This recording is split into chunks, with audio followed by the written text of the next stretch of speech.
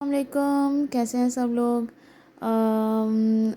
ये जो है वो आज मेरे पास मैंने बनाई थी फ़िश मसाला।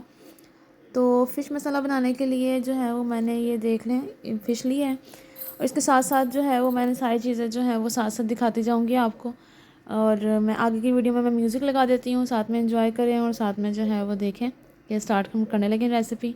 जी, ये नमक है और ये है सिरका। ठीक है, साथ साथ हम अब रेसिपी एंजॉय करते हैं। Thank you. और चैनल को लाइक और सब्सक्राइब करना ना भूलिएगा।